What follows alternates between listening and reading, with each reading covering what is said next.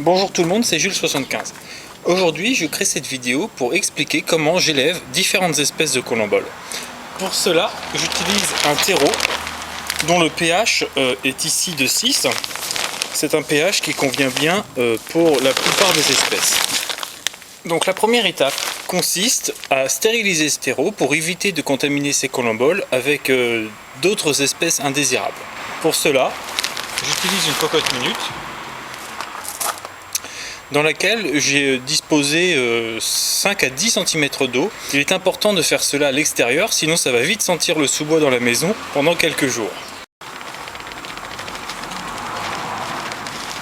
Voilà.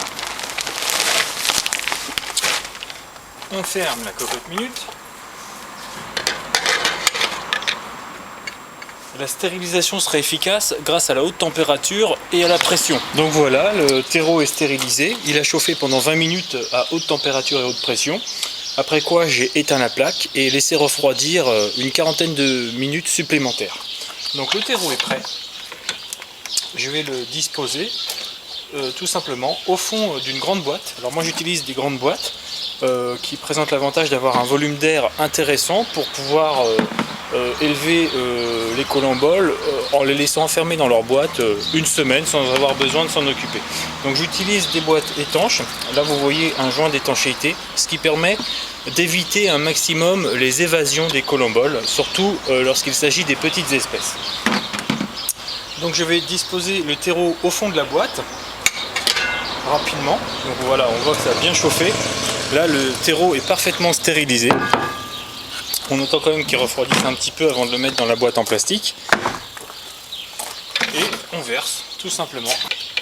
Une grosse cocotte minute suffit pour réaliser une boîte. On n'a pas besoin de trop tasser.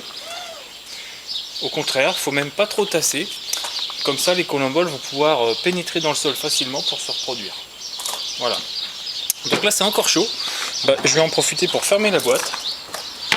Comme ça, si jamais il restait des indésirables au niveau de la boîte, ça va finir de les cuire.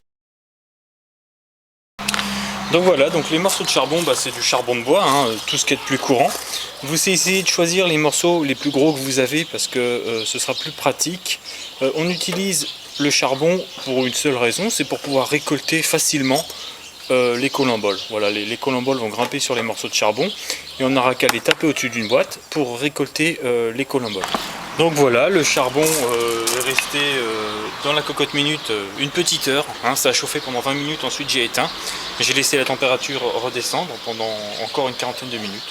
Donc là le charbon est parfaitement stérile. Donc, je dispose le charbon sur toute la surface de la boîte. Et voilà, j'ai une boîte qui est toute prête pour accueillir une nouvelle colonie de colomboles. Donc vous voyez, il y a environ 5 à 6 cm de terreau et une trentaine, je sais pas, j'ai pas compté, une trentaine de morceaux de charbon, sûrement même plus que ça, voilà. Il suffira de prendre quelques morceaux de charbon remplis de colomboles pour les tapoter au-dessus d'une boîte et récolter les colomboles nécessaires pour nourrir ces petits insectivores. Voilà, donc la boîte est prête, il n'y a plus qu'à ensemencer avec une colonie.